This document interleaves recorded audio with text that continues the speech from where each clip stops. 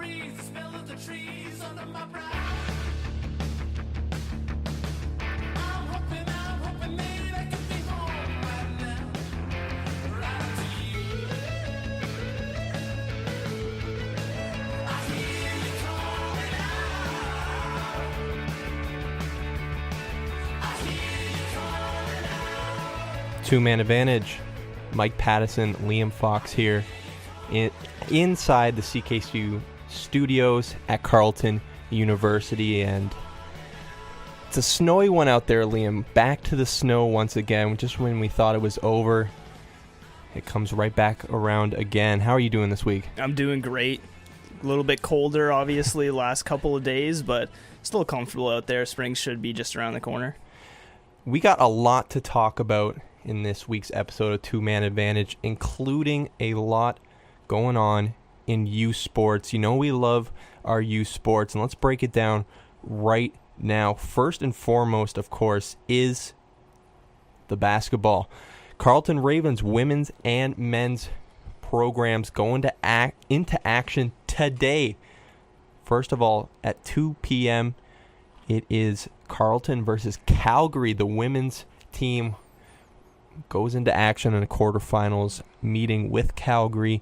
And, of course, the men's side tonight at 7 p.m., they're going up against Acadia. Now, of course, Carleton favored in both of these matchups. So it wouldn't be surprising if they picked up the wins tonight and head on to the semifinals, which will be Saturday. And if they do reach the finals, that will be Sunday. Those games will be on Sportsnet 360 and Sportsnet Now.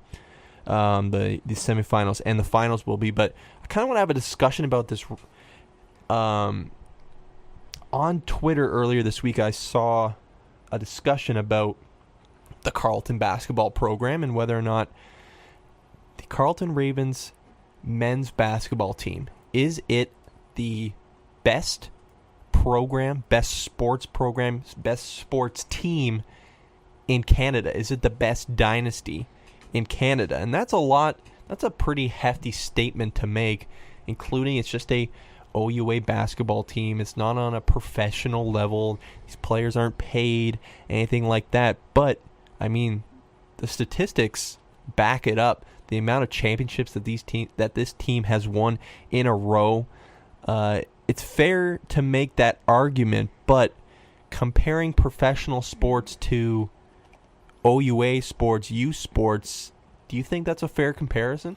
I think it is hard to compare, but when you just look at the national landscape for sports and you look at the teams that are out there in Canada, you look at the professional teams, Raptors, Blue Jays, spotty success really throughout their history. You look at all the hockey teams within the last 10 or so years, all 7 of them really have been up and down, and the only really major forces have been in the university ranks, and certainly you have to start with Carleton basketball. And as much as we love our football and our hockey and other sports out of the school, we're a basketball school, and really it almost feels like a basketball city just because of how successful this program has been. 7 straight national championships, going for number 8 this year.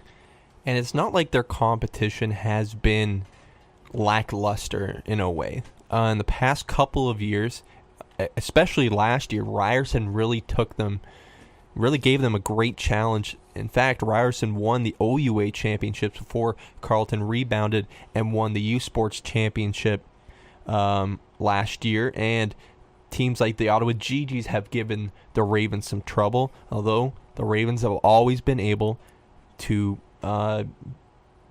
prevail. And I think we need to look at the roster and the way that this team builds their roster. And obviously, a lot of it is recruiting, and in fact, all of it is recruiting. And you could say, well, Carleton has that advantage because they're able to get the best players. And part of that might be true, but I want to make this argument that Dave Smart and his coaching staff have put together this system that they are able to take any quality, talented basketball player and really make them excel above the rest of the field in Canadian basketball. And take, for example, Cam Smythe. Cam Smythe, I remember 3-4 years ago in our first year in our journalism program, walking around our residence cafeteria, and I'm a tall guy. I'm 6'5", and I see this guy towering over me. I'm like, he must be a basketball player. And sure enough, he is. And he's Cam Smythe just walking around our cafeteria. Everyone's looking at him because he's about 7 feet tall pretty much. And I go to some games and he's not playing. I'm thinking, why isn't he playing? This guy's huge. And it takes him a few years to get his legs underneath of him. And now he is one of the premier pieces of this team. And it just goes to show you, I mean, he's averaging around 10 points a game, which is third best on the team. He is now one of the key pieces, and for the past few years, he hasn't been much but a bench player, and that just goes to show that Dave Smart has been able to develop these players. And in fact, we were talking about it before the show. At one point, Cam Smythe was considered a bust on this team. Right. Now he's playing up to his potential, and a lot of that has to do with Dave Smart's system. Yeah, it's just completely different if you compare the college basketball ranks south of the border in the States, the NCAA, really with the one and done rule, and that's really dominated the sport the last several years now. These top programs, they really don't even have to do much recruiting. They have that pedigree. Of course, Carleton has that pedigree in Canada, but they're able to get these players and plug them in on a year-to-year basis. They're getting the 5-star players.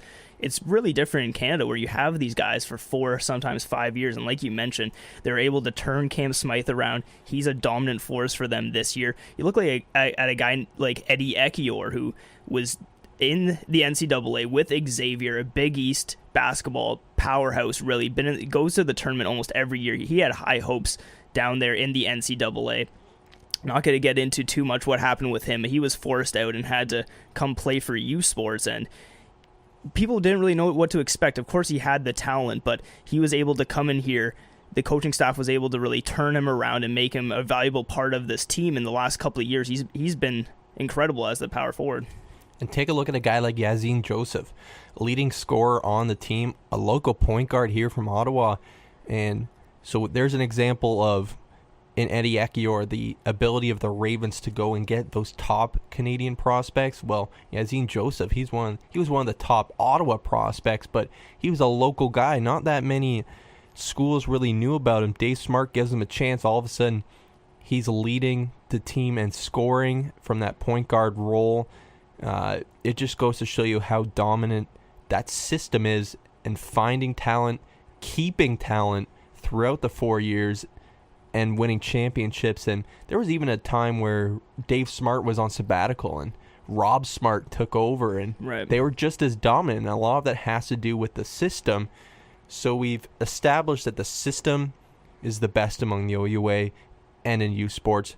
Their recruiting is tremendous. Their development is tremendous. But does that success compare to any successes among Canadian teams? Like, is what they're doing right now more significant than what the Raptors are doing? I mean, it's hard to compare because there are not that many eyes on the product, on the U Sports product, compared to the Raptors or the Blue Jays. But taking a look at Canadian teams around every sport right now, Raptors, they've been on a good run. They haven't been to a finals. They've been to an Eastern Conference Finals.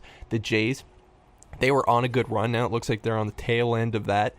They never made it to the World Series. And, I mean, Canadian teams, other than Vancouver, haven't really made a splash in the playoffs. I mean, the Oilers last year and the Leafs look like they're up and coming. But, I mean, in terms of consistent success, it's got to be the Ravens. And a lot of this has to do with, if the Ravens haven't won 7 championships in a row, we wouldn't be talking about this. Yeah, exactly. And I think it's hard. It's not even hard to compare. It's really impossible to compare. And I think it's a matter of that old sports adage where it's you play who's on your schedule. You don't choose your competition as a team, and they really can't do any better than they've done. They haven't lost a championship in really almost a decade. They'll look strong again this year. And you mentioned how strong the recruiting is, how strong the development is, and just the spirit around the team.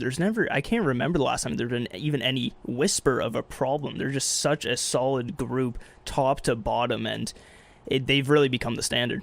Yeah, and I think that this year won't be any different. I mean, the OUA championship that the Ravens men's and women's team picked up this year, I mean, the men's team won by, I think it was about 30 points over the Ryerson Rams. I don't think they're going to have any trouble this year, but those games coming up today and this weekend, so make sure you tune into that. And we're going to switch gears to OUA hockey right now. For those of you who don't know, we've covered the Ravens men's hockey team this season and over the past couple seasons, and one of their superstar players, Brett Welichka, the captain of the team this year, he is no longer going to be with the team, graduating. He actually has a chance with the Manitoba Moose, and there's an interesting connection there with Brett Welichka and the Manitoba Moose in way of Marty Johnston. Yeah, it is. Former coach of the Ravens, of course, left just before this past season to go take an assistant coaching role with the Moose, and it's a big step up, really, for both of them. For Marty Johnston as a coach, as he tries to further his career in that sense, and for Brett Welichka as he wraps up his career here at Carleton to get right into the AHL ranks for the playoff push for the Manitoba Moose, and hopefully he can really make a statement there. And of course, this isn't the first time that a player from the Ravens has made an impact in the AHL. Of course, last year, Michael McNamee, former captain, his last year with the Ravens was last season. He goes on to play with the Syracuse Crunch for a brief period of time, but since then he's been over in the Del 2 League over in Germany, absolutely making an impact. 49 points in 44 games. He is making a splash over there, and most recently, Ryan Van Stralen. Of course, everyone knows him as the big power forward on this team, the guy that you really don't want to mess with on the Ravens squad. He now is in the ECHL, just joining the Wichita Thunder, joining the likes of former Ravens such as Corey DeRocher and Joey West and Mitch Zion, who have made splashes in the ECHL. And it's just great to see these former Ravens going on, continuing their professional hockey dreams. And you never know, Brett Welichka, he's a talented player in the AHL. That's pretty much as good as it gets coming out of U Sports hockey. Wish him the best of luck. Yeah, it is, exactly. And we haven't, of course, seen that Raven breakthrough to the NHL level. Extremely rare from the U Sports ranks, but to see them really be able to further their careers playing professional hockey, whether it be overseas, whether it be in North America, it's really cool to see. And it's also another statement, this time for the Ravens hockey program, that you can come here and learn a lot about hockey and further your skills. And let's just stick with the OUA hockey here before we take a quick break. The bronze medal and gold medal games are coming up this weekend. Friday, it's York at Concordia. Then on Saturday, Brock heads to McGill. Two very interesting games. Let's start with the bronze medal game first. York-Concordia. York, of course, is the defending Queen's Cup champions. They will not be in that game after being unseated by the 5-seed Brock Badgers. They take on Concordia, who is a very talented squad. This game, although the gold medal game does mean a lot, this game means even more. The winner of this gets a berth into nationals. The loser goes home like everyone else. Who do you have in this game and why? I have Concordia. I honestly thought they were going to upset McGill in the Eastern Division or Eastern Conference Finals. They weren't able to do so, lost in that decisive Game 3, but they've just been such a force this year. You look at Anthony Beauregard, really the best single player in the league in the OUA this season, leading scorer, and just overall top to bottom. There's a really hard team to beat, a lot of fresh legs, and I think they're going to get it done and punch their ticket to Nationals. I'm going to agree with you. I think Concordia has really been a great story this year. They've really proven that they are a top team in the OUA East. They have home ice advantage. I think it's going to go their way, and for York, it's going to be a tough pill to swallow, especially being the top seed in the OUA West, and I don't think they're going to make nationals this year. All right, gold medal game, Brock McGill. Brock, what a story it's been. The fact that they're even in this game, they have already punched their ticket to nationals. They were a 5 seed. Do they have any chance against McGill, though?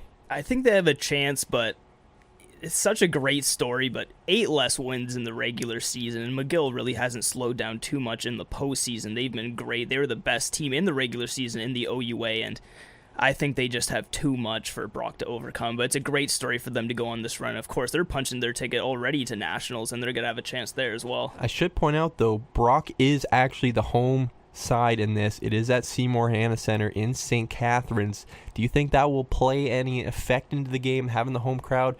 Or do you think McGill's just too dominant of a program? I think McGill's just too dominant. You look at the East Finals against Concordia. McGill dropped game 1 at their home arena. They had to go on the road, must win in Concordia. They got it done. I think they're going to be able to get it done here as well. All right, I'm going to play devil's advocate here. I'm going to take Brock. I'm going to say that they get it done. McGill has shown signs of flaws before. Last year in the playoffs, they fell to Queens in a series that they really shouldn't have. I'm going to take the Brock Badgers in this one. And, of course, next week when we reconvene on the show, we'll see who's right. And we're going to take a short break here, but there's some huge news coming out of the NFL. The Seattle Seahawks are in trouble. We're going to break it down when we return here on Two Man Advantage.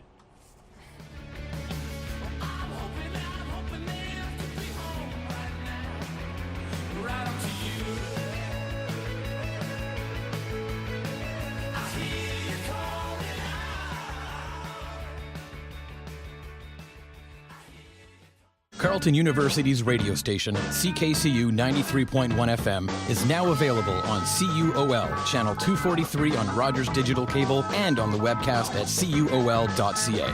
Catch up or review lectures during the day, then tune in between the hours of 11 p.m. and 8:30 a.m. to hear amazing programming produced here on campus at CKCU FM. For a complete program guide, visit ckcufm.com.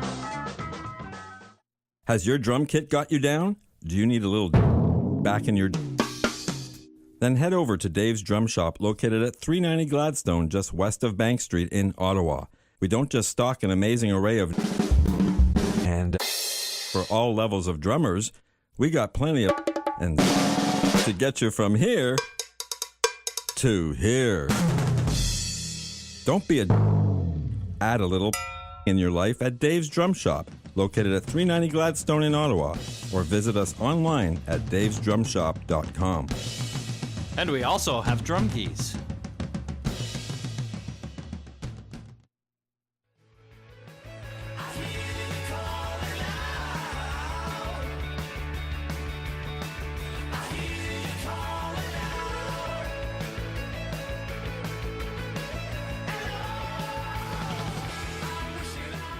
We're back here on Two Man Advantage. Mike Pattison, Liam Fox. There is a lot of news happening in the NFL that we need to break down, of course. Many of you know that we're big NFL guys, and the Seattle Seahawks are in some trouble. They just traded, yesterday they traded Michael Bennett to the Philadelphia Eagles, the defending champion Philadelphia Eagles, for pretty much peanuts. Let's just get that out there. They gave Michael Bennett away for pretty much nothing, and the reports are that they're going to release Richard Sherman. Yeah. And another report to follow that up is that they're interested in dealing Earl Thomas, who's by far the leader of that defense.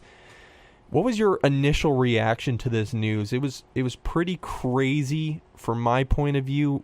Was it the same in your eyes? It was. Honestly, I'm not surprised that the Seahawks are really trying to remold their team, especially get rid of some of those higher paid, big personality members of the defense. But the fact that it's all happening at once, and the fact that they gave Michael Bennett away with, although he doesn't quite have the sack numbers year to year, I think he's largely considered one of the best pass rushers in the NFL, especially when it comes to clutch time, and to give him away for nothing is just shocking. I can't believe no one would give more than the Eagles would there.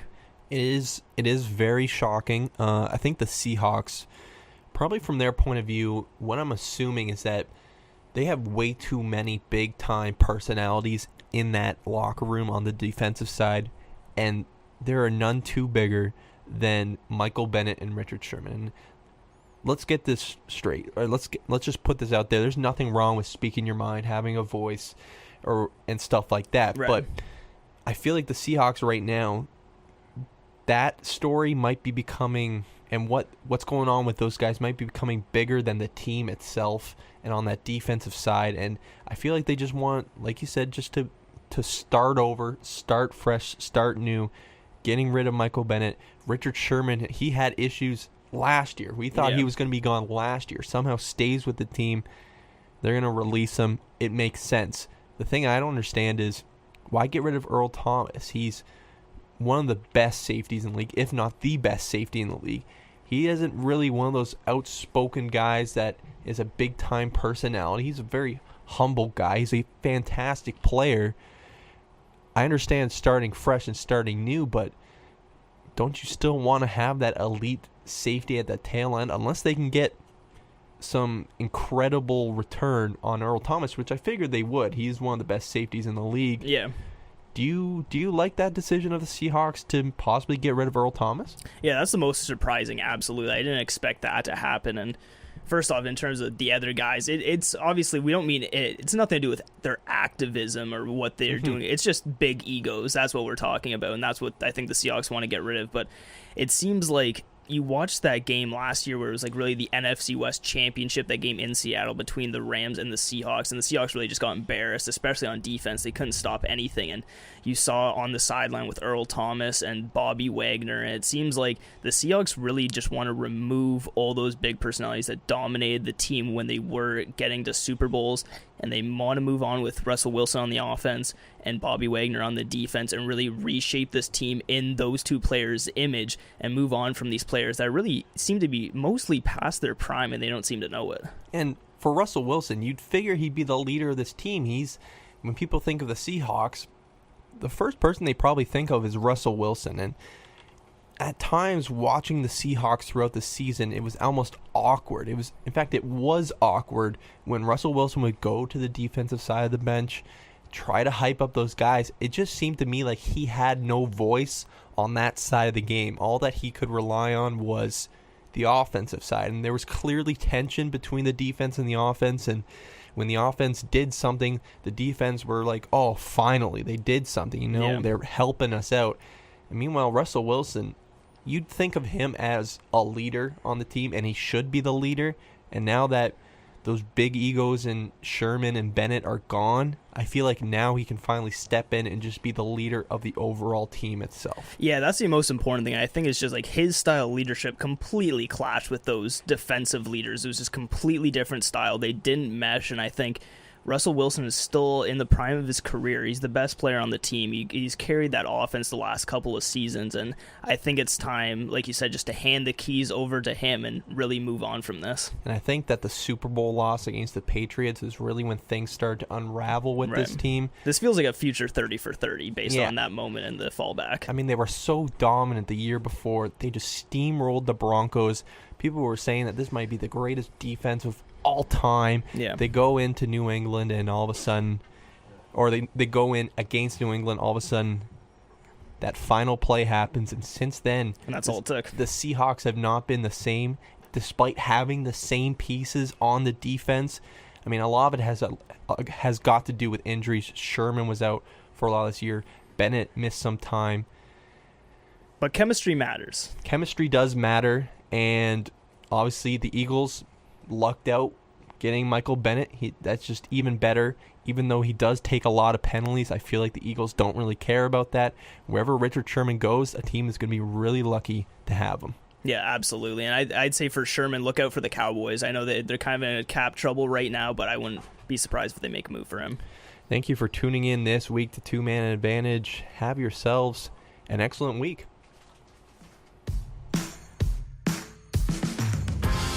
What's been happening in your world? What have you been up to? I heard that you fell in love. Near enough. I gotta tell you the truth.